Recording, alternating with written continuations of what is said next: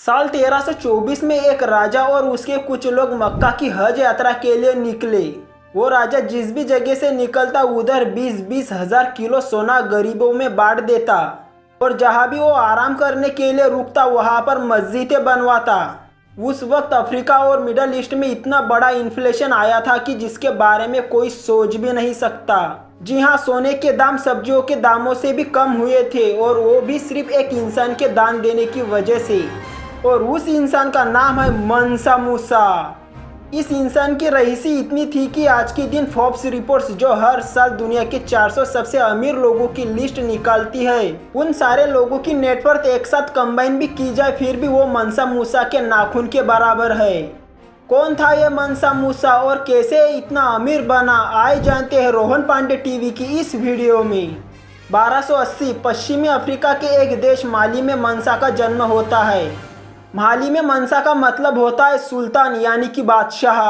पर मंसा कोई राजा का बेटा नहीं था। मंसा तो माली के राजा फगाले का एक भरोसेमंद मंत्री का बेटा था और बादशाह फगाले के बाद माली का बादशाह बनता है बादशाह अबू बकरी। और मंसा भी 1310 आते आते बादशाह अबू बकरी का भरोसेमंद मंत्री बन जाता है। अब अबू बकरी एक ऐसा बादशाह था जिसे नई नई जगह ढूंढने का और उस पर अपना कब्जा जमाने का बहुत शौक था। तो ऐसे ही 1312 में बादशाह अबू बकरी और उसके कुछ लोग माली के बाहर नई जगह ढूंढने निकल पड़े। लेकिन जाने से पहले बादशाह अबू बकरी ने मूसा को एक बहुत इंपॉर्टेंट जिम्मेदारी सौंपी और वो जिम्मेदारी थी पूरे माली साम्राज्य को संभालने की, और वो भी एक राजा के पूरे अधिकारों के साथ, जो वो हर बार माली के बाहर जाने से पहले करता था। लेकिन इस बार दिन बीते, महीने बीते और कई साल भी बीते, लेकिन अबू बकरी कभी वापस लौटकर आया ही नहीं। उसे समंदर निगल गया कि आसमान खा गया, ये आज तक किसी को पता नहीं। हर किसी ने वक्त के साथ साथ उनके आने की आशा छोड़ दी थी। लेकिन उनके ना आने से माली साम्राज्य को कोई फर्क नहीं पड़ा, बल्कि माली साम्राज्य मूसा के आने से अलग ही बुलंदियों को छूने लगा था।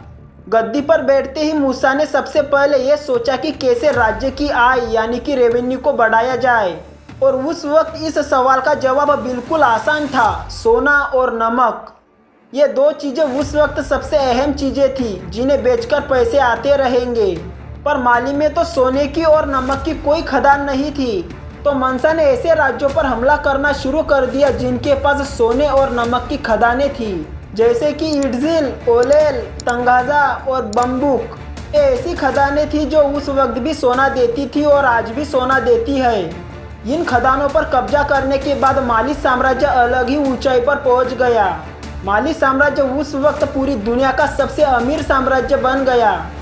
लेकिन सिर्फ इन दो चीज़ों ने मंसा और उसके राज्य को इतनी ऊंचाई तक नहीं पहुंचाया। एक और चीज़ थी जो मंसा को अपने राज्यों को ऊंचाई तक पहुंचाने के लिए मदद कर रही थी, वो था उसका धर्म इस्लाम। माली साम्राज्य की ज़्यादातर जनता इस्लामिक थी और इसलिए उन्हें मंसा के बादशाह होने से कोई आपत्ति नहीं थी। लेकिन मंसा के राज्य में कुछ लोग ऐसे भी थे जो इस्लाम को नहीं मानते थे। उन्होंने मंसा के धर्म इस्लाम के खिलाफ विद्रोह किया क्योंकि उन्हें उनका धर्म खतरे में लग रहा था। लेकिन मंसा की सेना बहुत बड़ी थी, वो ज़्यादा देर मंसा की सेना के आगे टिक नहीं पाए। मंसा ने बड़ी आसानी से इस विद्रोह पर काबू पा लिया।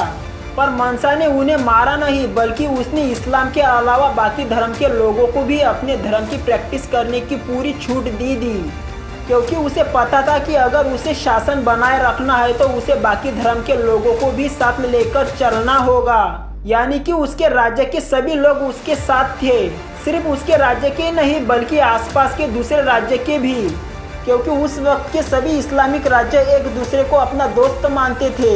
और इसलिए माली साम्राज्य को दूसरे राज्य से किसी हमले की कोई चिंता कभी नहीं रही। इसी वजह से माली साम्राज्य अपनी आर्थिक व्यवस्था यानी कि इकोनॉमी पर ध्यान दे सका।